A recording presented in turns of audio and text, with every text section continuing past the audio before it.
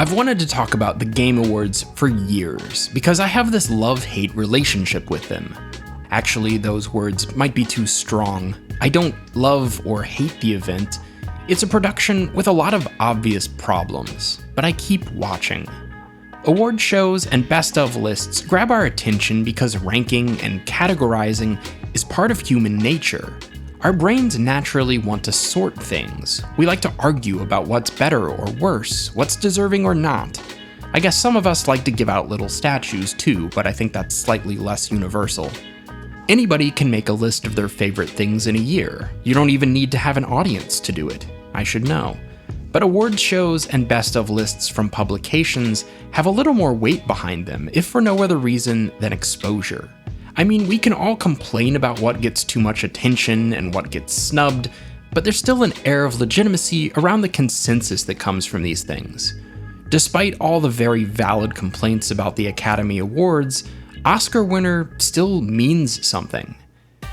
Within the span of a decade, the Game Awards have become not just the most popular video game awards show, but the most watched award show, period. Probably. It's hard to get statistics for traditional awards broadcasts outside the US, whereas the Game Awards are far easier to watch.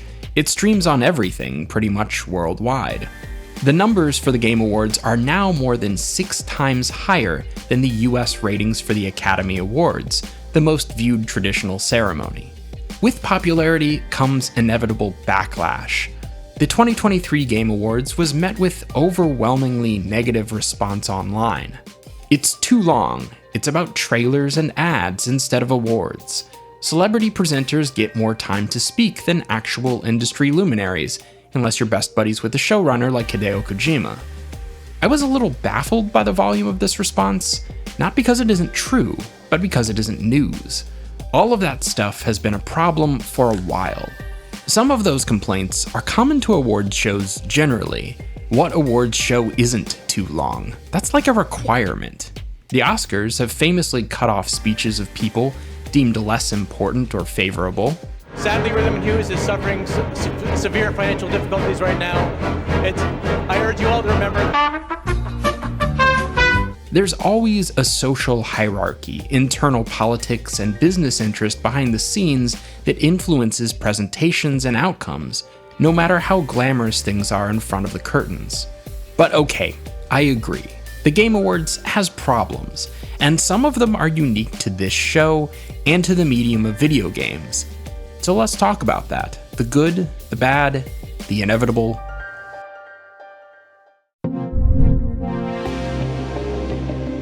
In order to properly discuss the Game Awards, we need to put it in context. What is the show, and where did it come from? Most awards shows are run by trade associations, press groups, or TV networks. The latter was the case with the show's immediate predecessor. The Game Awards was born from the ashes of the Spike Video Game Awards, which ran from 2003 to 2013. Spike TV, for those blissfully unaware, was a US cable channel catered toward men 18 to 34, the bro demographic, if you will. Early on, the channel was predominantly known for violent, lowbrow, and sexually suggestive content. Rude comedy, fast cars, hot girls. That was Spike TV's jam. If you think the Game Awards are an embarrassment, go back and watch some Spike Video Game Awards. It's a cringe buffet. You're fun, for all ages, and very active, and you know I like to get sweaty. A lot of nights end with an Xbox controller in my hand and me crying over a sticky belly. Whoa, I'm crying because I spilled my soda, and that's why, yeah, and I'm out of weed. Put down your controllers. You can't control my movements. Okay, you can. Spike wasn't a video game-focused network like G4. It was about dude bro culture, of which video games were merely one part, and that was reflected in the show. It was anchored around video games, but there were a lot of generalized pop culture barnacles attached to that ship. Spike wanted the show, but wasn't willing to fully embrace video game culture. It constantly needed to drag in other elements, like it was embarrassed of just being a show about video games. As an awards show, it was hard to take seriously. To be fair, they weren't taking themselves very seriously either. While it had your standard categories, there were a number of silly and arbitrary ones. Things like Gamer God, Most Addictive Game, or the absolute nadir, Cyber Vixen of the Year. It was a different time. The Spike VGAs represent an older, less inclusive video game culture, one that wasn't just dominated by male creators and fans, but was sometimes outright hostile to anybody else. The main conflict in these shows was jocks versus nerds, two traditionally male-defined and dominated archetypes. What the Spike VGAs communicated more than anything was that video games were a lot of fun and, increasingly, big business in the entertainment industry, big enough for other stars to glom onto. You want to see the world premiere of the video game Iron Man something or other. But all the joking, bravado, and lowbrow content came at the expense of the idea that video games could be more than just a toy, that they could be meaningful artistic works expressing a range of emotions and themes on the same level as other media. Video games had, and still have, the reputation of being lesser than other forms of art and entertainment, something primarily for stunted adults to waste their lives on. And watching the VGAs would not dissuade you of any negative stereotypes of video games or the people who enjoy them. What are you doing in there? Are you playing individual sports? In 2013, the Spike show was rebranded as VGX and streamed online instead of airing on TV. Television is dead. Video games are the future. In response to criticism, the celebrity-driven spectacle was traded for a more intense focus on games. Not the games getting awards, but upcoming games, with extended demos and developer interviews, which might sound familiar to viewers of the Game Awards. VGX 2013 was an experiment, and a failed one by most estimates. It was extremely awkward. The hosts didn't have good chemistry. The jokes were mean-spirited in content and delivery. Due to a loophole in my contract, I will not be permitted to take bathroom breaks. So like many of you at home, I am wearing a super absorbent adult diaper. Instead of a big theater, it was presented from a studio set with no audience, which only contributed to the weird energy. The pacing of the awards and reveals was unbelievably awful. There was seemingly no flow or sense to the arrangement of segments. Game of the Year was presented an hour into a 3-hour show. Why in the world would they do that? That's obviously wrong. VGX didn't feel like an awards show or a celebration. It felt like a compromise that nobody would actually want to watch. Perhaps mercifully, Spike canceled the show rather than giving the new format a second chance. That led longtime producer Jeff Keighley to start his own program. Without a network calling the shots, Keighley was able to create something on his own terms and get away from what he saw as compromises made during the Spike years, like the intrusion of broader pop culture that stole the spotlight from video games. His experience producing the VGAs and his industry connections enabled him to put something together in time for the next year. However you feel about these shows, that's an impressive feat. I think Jeff Keighley is probably the only guy who could have pulled that off so quickly without the backing of a large organization. Keighley has been covering the games industry for his whole career. He worked on the very first Game Awards show in 1994 when he was only 14 years old. You might ask how a teenager got a job on an awards show. Keighley's parents are executives at the IMAX Corporation, makers of the big cameras, the big film stock, the big screens. This made them well connected in the film and television industry, and also members of the Academy of Motion Picture Arts and Sciences. You know, that academy. You might say that Keighley has awards shows in his blood. It's been a passion of his for a long time, and on December 5th, 2014, he premiered his first Game Awards. The show began with a quote from Shigeru Miyamoto and a simple musical performance from legendary composer Koji Kondo, playing his Mario theme on piano. Reggie Fils-Aimé, then president of Nintendo of America, gave an opening monologue which included sort of a mission statement for the show. It was an oddly Nintendo-centric way to start a program meant to celebrate the entirety of what video games have to offer. It's strange that Jeff himself didn't give the opening statement, as he's done many times since.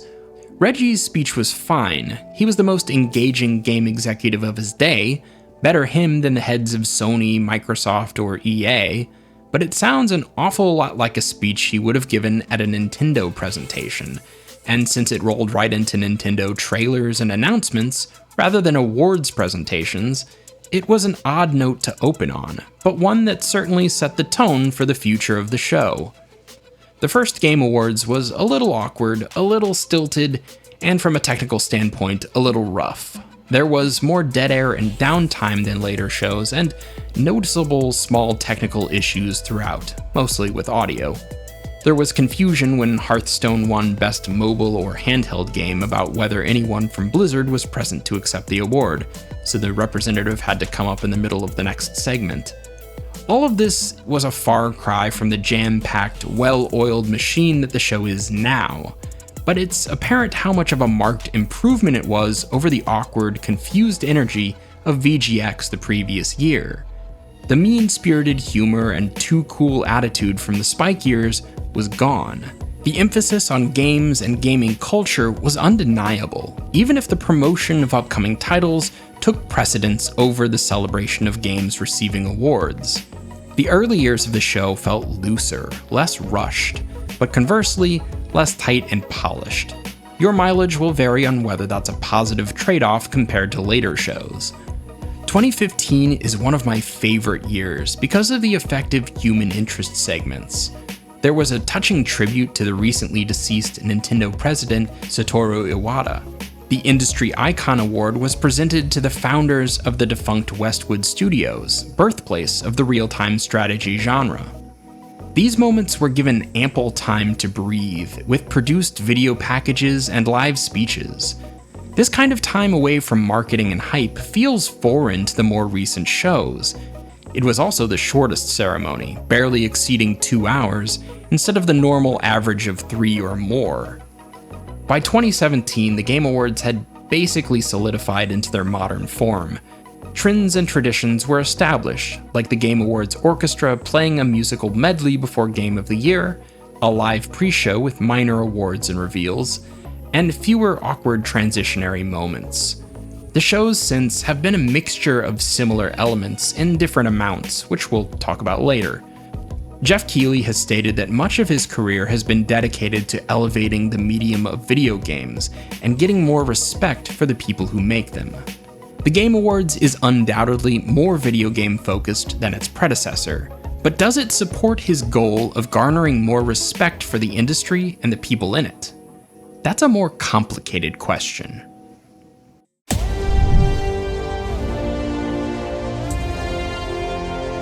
A common critique of the Game Awards is that they're not very legitimate or important. Why are the Academy Awards prestigious and the Game Awards dubious? Why is one seen as legitimate and the other not so much? One reason is simple longevity. The Oscars have been running since 1929 and broadcast since 1953. Time alone can do a lot to cement something as an institution. The film industry, for now, still has the most widely recognized celebrities. Their star power elevates the show. It's fun to see people you recognize on the broadcast. Video games have recognizable celebrities, kind of, but by definition you almost never see people who work on video games, even the actors, unless you seek that information out. Most of the big names in gaming are unknown to the wider world, which I guess is why the Game Awards feels the need to bring in Hollywood types, even if they have no connection to games at all. But much of the prestige around the Academy Awards comes from what it is and how it's run. The most notable awards shows are run by groups dedicated to the advancement of their respective industries. The Game Awards is run by games journalist and producer Jeff Keighley. He doesn't represent the industry, or even the press. The organization behind the Oscars, the Motion Picture Academy of Arts and Sciences, is the leading trade association for filmmaking. To be sure, there's a lot of business interest tangled up in that. It isn't purely about artistic merit. There are lots of insular industry politics which can lead to snubs and favoritism.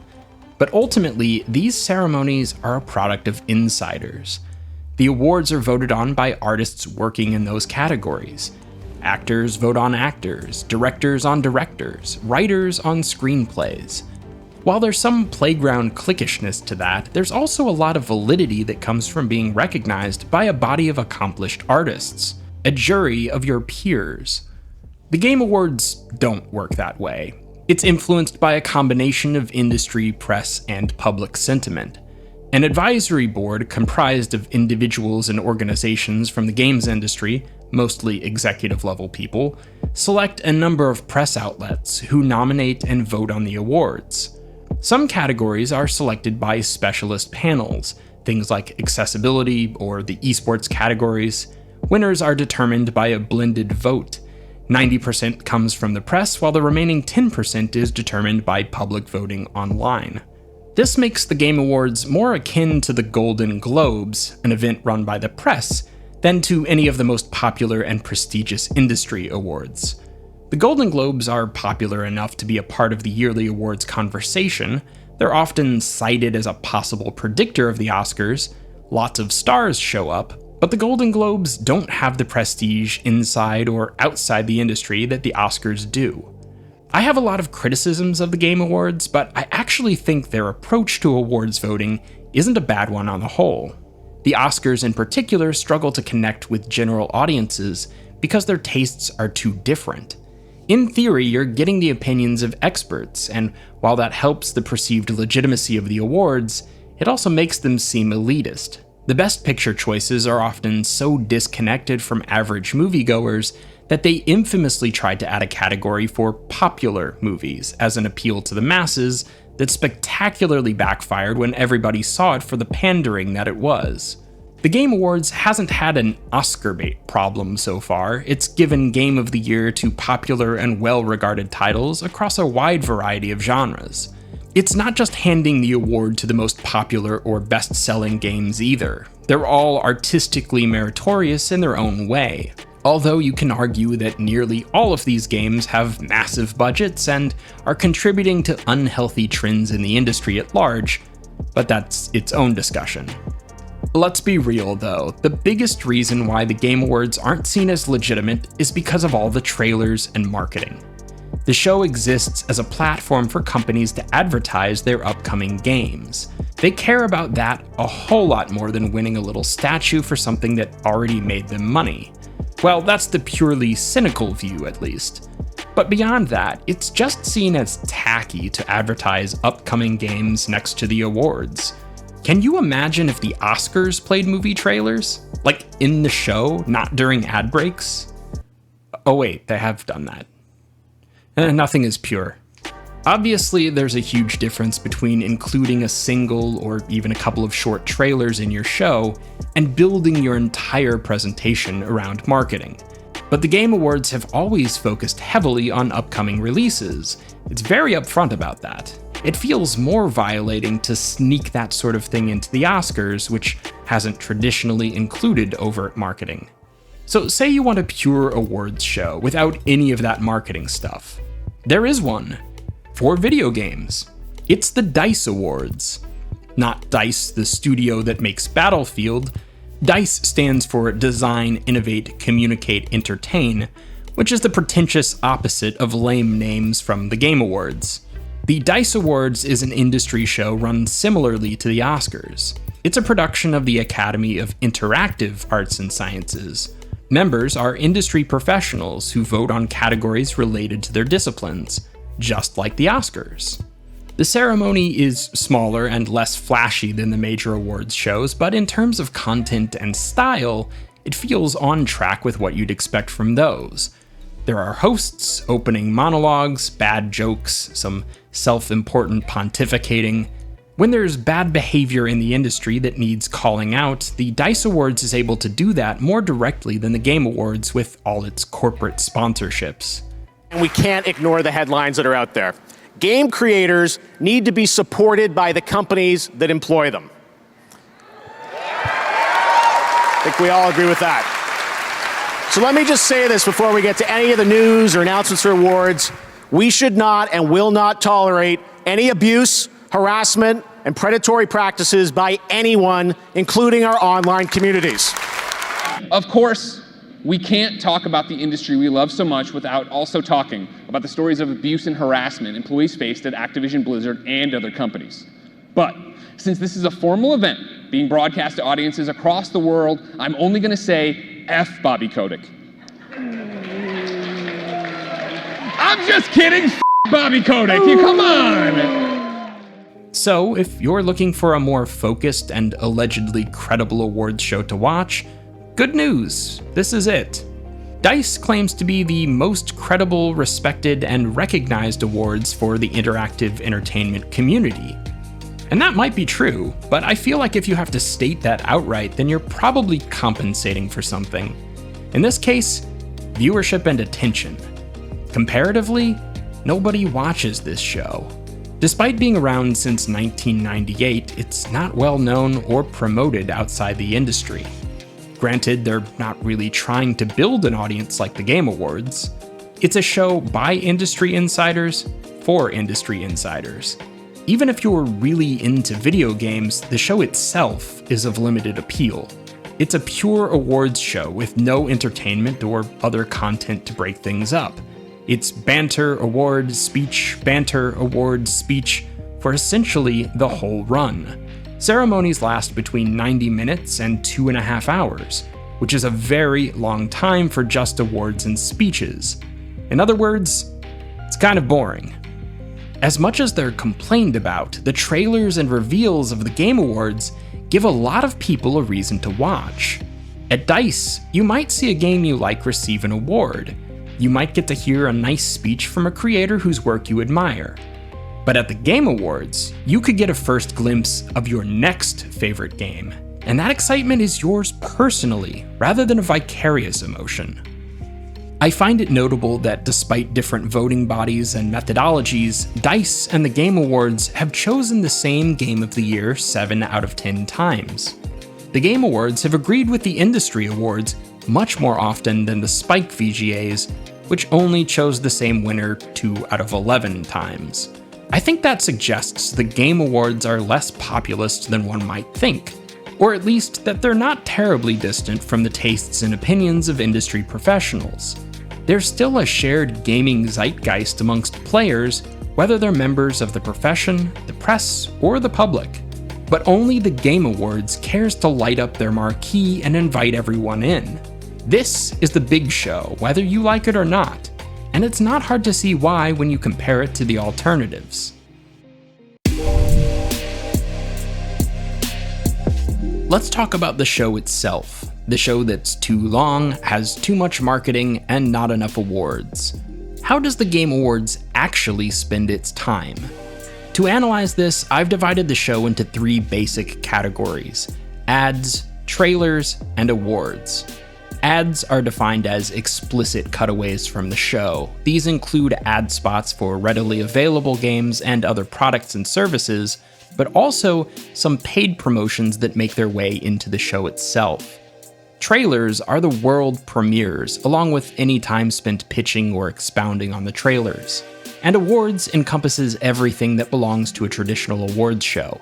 The awards themselves, speeches, musical performances, skits, and all the transitional fluff.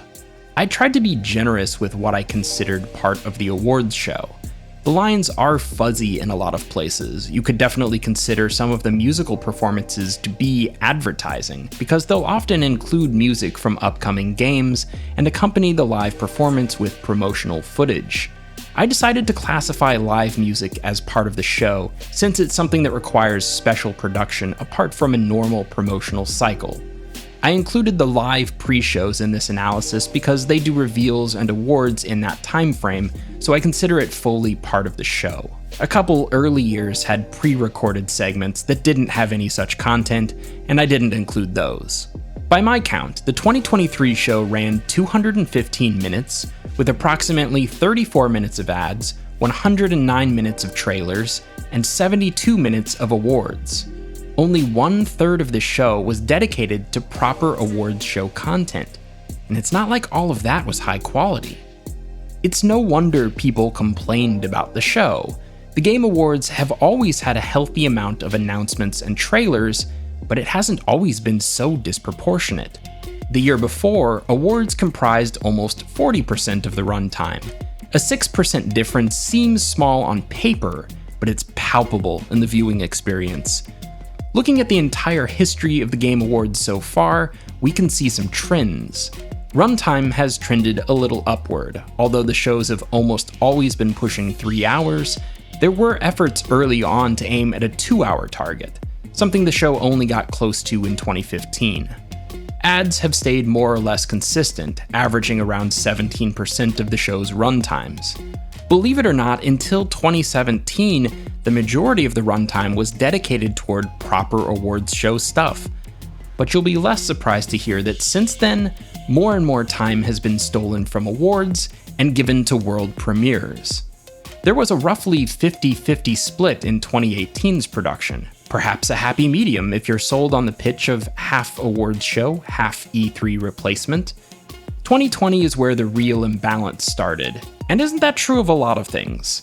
Beginning that fateful year, upwards of 60% of the shows have been spent on ads and trailers. 2021 was the worst imbalance, with more than 68% dedicated to non-awards content. Not everything is about total allocation of time. Pacing of a show also plays a big part in how it feels to watch and how elements are weighted in importance. For example, how long does the show go between awards segments? In 2023, the longest gap was over 13 minutes. Believe it or not, that's not too bad compared to the historical average, which is closer to 15 minutes. But those gaps have been over 21 minutes in the past. Something that made 2023 feel worse was how short the award segments were. They were better interspersed throughout the show than some years, but most of the segments themselves felt hurried, most notably the speeches. Winners were given less than a minute before being played off with music, except for speeches from VIPs. They weren't gonna play them off. There's that award show favoritism. The shortened window for speeches was a massive overreaction to Christopher Judge's infamous 8-minute acceptance speech in 2022. The message this sent was that the awards portion of the show was subservient to the ads and trailers, which had always been true, but 2023 screamed the quiet part out loud. I want to be fair and consider this from Keeley's perspective as a producer. I understand that speeches are an unknown variable compared to other elements of the show, and you want to keep things on track. But if that comes at the expense of what the show is supposed to be about, then isn't something wrong?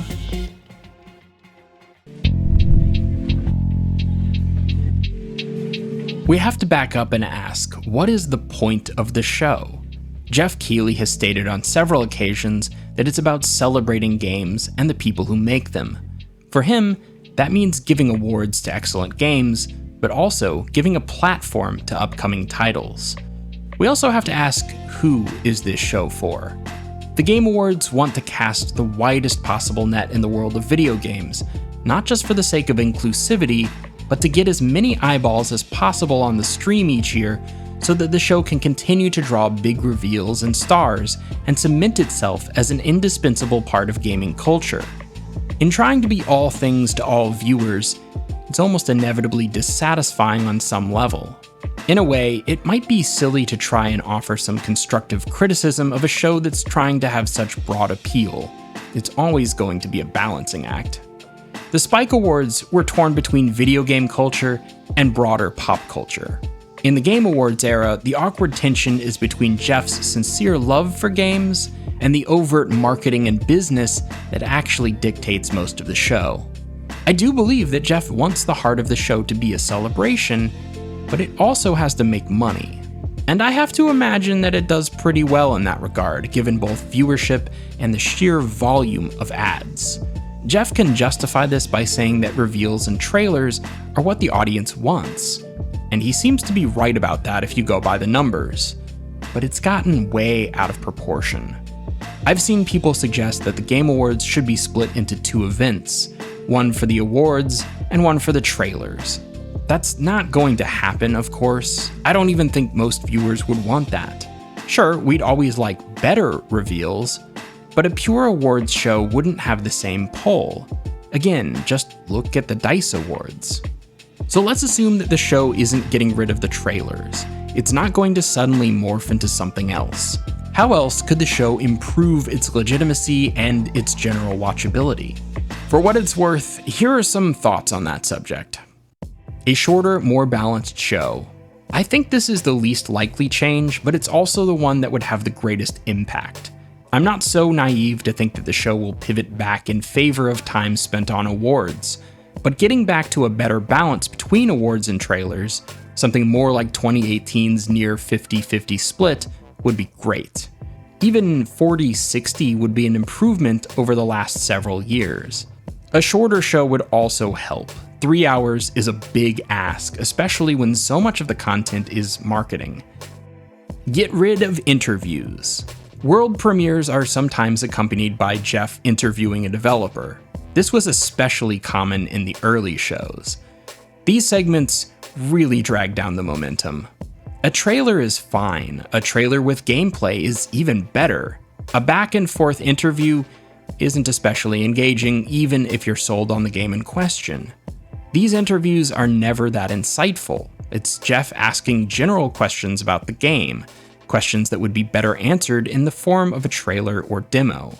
The only time these segments are entertaining is if they go off the rails and Jeff loses control, like in 2017's infamous interview with Joseph Fares. The absolute worst is when it's not even a new game, it's just Jeff and a developer talking about updates to an existing live service. That's only cool if you already play those games. If the show doesn't have time for speeches from winners, it shouldn't make time for these either. Interviews have been minimized in recent years. Usually developers or celebrity presenters pitch the games instead. That still feels drawn out, but it's an improvement. Now the show should eliminate the remaining interviews. Standardize major awards. There's little consistency to which awards are treated as major each year. By major, I mean they get a full presentation on stage during the main show with a speech from the winner. The only categories consistently treated that way are Game of the Year, Best Game Direction, and Best Narrative. Those have been major awards in every show for the past 5 years. Best Performance and the Socially Conscious Games for Impact Award are almost always major, but not quite. I suspect some of that has to do with whether the winners were in attendance to accept. Other inconsistencies have more to do with whether a winning game is popular or has a nice marketing tie-in that can be featured. I understand those considerations from the standpoint of trying to produce an entertaining and relevant show, but I feel that it's more important for the status of awards to be based on some kind of reasoning or principle. If the thing you're recognizing is important to games, then it's important regardless of the given nominees or the winner that year. I'd like to see most awards get more attention. Too many are unceremoniously rattled off by Jeff or a co-host as fast as possible. One year, they didn't even read the nominees for these rapid-fire categories. The message is, let's get this out of the way so we can get back to the trailers and ads. And that's terrible. I think it's unlikely the show will stop doing that, so it's important that the most universally applicable and impactful categories get the attention they deserve. Game direction absolutely makes sense, but how about narrative and performance? Some games don't even have narratives, many don't have voice acting, and even more lack full motion capture performances. On the other hand, visual style, sound, and music are incredibly important in nearly every game, and that should be reflected. I'd suggest that art direction, sound design, and score be permanently promoted to major awards alongside the narrative and performance categories. And while we're on this subject, there are some aspects of development that the Game Awards isn't recognizing at all. Honor technical achievements. When you look at the slate of awards categories, it's mostly genre awards, or awards that have an equivalent at the Oscars or Emmys. All artistic media are tied to technology and innovation, but none more than video games. There should be more categories that reflect the unique nature of games. The DICE Awards does much better in this regard. They have categories for technical achievement, animation, and game design, all things the Game Awards should seriously consider adding. Get rid of sponsored awards. It's really tacky. I can't help but think if you win one of the sponsored awards, that probably feels less legit, like you got a second-class award. Surely there are enough sponsorship opportunities throughout the rest of the show that these aren't needed. Unless I missed something, there were no sponsored categories in 2023, and it should stay that way. Eliminate fringe categories. Overall, this show is trying to do too much, and is shortchanging the things that matter most as a result. Some categories could and probably should be cut. Personally, I don't care about esports, so it's easy for me to say get rid of that stuff. But would esports fans really miss it? It gets very little attention as it is. More recently, they've been relegated to the pre-show and minor award slots. Both fans and non-fans are poorly served by the way esports are included in the show, so they might as well drop it. Content Creator of the Year is also out of place. Streamers and creators are a significant part of video game culture now, but it's fundamentally different from game development. If you're going to include this, then I think we have to ask, why not expand these types of awards? There are other facets of gaming culture currently left out. What about speedrunning, modding, games preservation? One way or another, I think that should be addressed, but I'm in favor of focusing the show, not broadening it. Most anticipated game should definitely get the boot. What is it even rewarding? Hype? Marketing? It's basically an award for games and studios with the most passionate fan bases. Putting a pure popularity contest evaluating games that aren't even out yet, alongside awards meant to have artistic and critical evaluation behind them, undermines the legitimacy of the Game Awards in a small way. Honor video game history. Now that I've suggested a few ways to shorten the show, I'm going to be counterproductive and do the opposite. I liked the Industry Icon Award. Kind of. It was maybe the wrong name for it. I have reservations about overemphasizing the importance of individuals in an industry that's so collaborative and tends to bury the rank and file. But these presentations were some of the best moments of past shows when it came to celebrating and honoring people who make games. Industry Icon was replaced initially by Global Gaming Citizens and then Future Class, which are nice human interest gestures, I suppose, but it's not at all the same thing. Maybe this shouldn't be an award, but making room in the show to celebrate different pieces of game development history, the people, the games, the studios, would be great, and help counterbalance the relentless focus on upcoming releases. Game of the Year should be for new games. This year's controversy, which erupted even before the show, is that DLCs, expansions, and remakes are eligible for Game of the Year consideration. I completely understand the negative reaction to DLCs and expansions, especially because the particular title in question is an expansion of a game that already won Game of the Year and requires players to invest a lot of time into the base experience before even being allowed to see the new content. Remakes, though, I don't really have a problem with. I mean, I didn't see a lot of complaints when the Resident Evil 2 and 4 remakes got Game of the Year nominations. Those were exceptional games. Despite what you see online, it's the voting jury that decides the nominees and winners, not Jeff Keighley.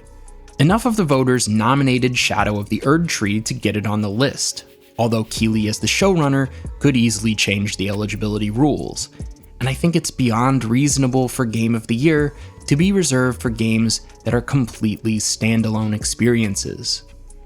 Change the date. I'm a little torn on this one because personally, I like the timing of the Game Awards. It's in that exciting end-of-year run-up between US Thanksgiving and Christmas. It's a fun part of the holidays, but it's bad for the awards. Because it takes place in early December, the nominees get announced in November, and the eligibility cutoff is even earlier in November. It's not a full measure of the year's games. There's a reason why awards season is the first quarter of the year. It gives enough time for voters to evaluate the previous year's releases. Titles that release after the cutoff date are eligible for the next year's awards, and if we're being real, there aren't that many games likely to qualify for big awards that come out in the last 6 weeks of the year anyway. Still, moving to awards season would help the legitimacy of the Game Awards, but it might not be worth it to do so. Don't forget to have fun. The Game Awards might actually be the most serious of the major awards shows. There are a few jokes here and there, some years more, some less, but overall the tone of the awards are more businesslike than necessary. I wonder if that's Jeff's personal inclination, or if it's a lingering overcorrection from the utter nonsense of the Spike days. Either way, the show could stand a little more levity in the presentations. Skits are fun. Even when they're not laugh-out-loud funny, it's nice seasoning. They should do more of that. And more of them should incorporate nominated games. One year, they put Beaker the Muppet in Untitled Goose Game. That was great. I also loved in the early years when they had Conan O'Brien doing his clueless gamer shtick to introduce the Game of the Year nominees. Player unknown battleground. Hundreds of players dropped onto an island fighting with each other. It's basically the story of Ireland. Now, this doesn't amuse me, I grew up this way. Some good-natured humor and goofiness would be a nice offset to all the straight-faced marketing. In the end, it's not adherence to a certain standard that determines the legitimacy and importance of the Game Awards. They don't have to comport themselves to the Oscars or the DICE Awards or any other ceremony. The arbiters are the industry and the audience. If the show keeps garnering this level of attention, it'll remain impossible for the industry to ignore, no matter how numerous or valid the critiques are. One reason I'm not worked up about all the trailers and announcements is because there's a very real sense in which that accurately reflects gaming culture, and nerd culture more broadly. Jeff Keighley once described the Game Awards as half award show, half E3. E3 began as a trade show for publishers to market their games to retailers.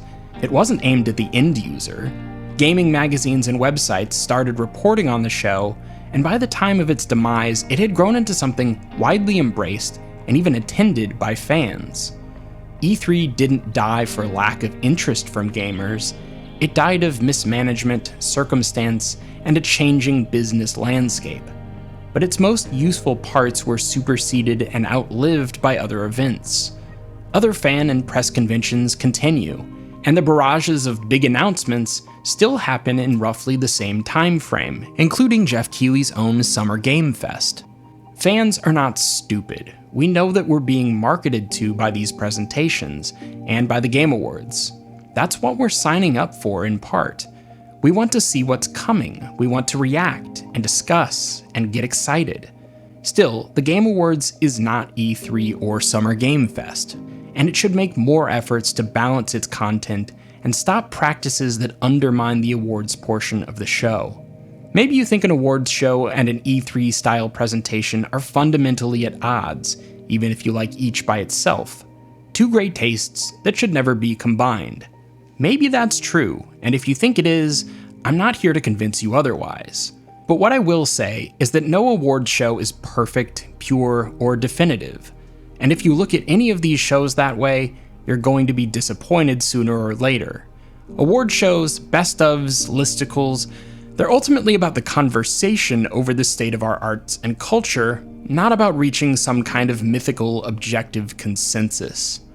In today's fractured and deeply divided culture, there's perhaps something even more special about events which cause masses of people to watch and all be part of a conversation. I think it's silly to ignore or downplay what the Game Awards has built. It's impressive and so much better than what came before. People do watch and vote and react and complain. Yes, there are so many ways that the Game Awards can improve. I don't especially love the show, yet I find myself watching each year. I'm not hate watching. I'm watching, hoping, wishing, willing it to get better, to be the grand exhibition and celebration of the video game art form that it purports to be. And, for a few minutes each year, it does achieve that. When it brings attention to influential yet unsung contributors, when it gives developers a moment in the spotlight to honor their achievements, when it reminds us of how versatile this art form can be, and yes, even when it celebrates big AAA games that are genuinely special because of their excellence and mass appeal, those are moments that make the show worthwhile.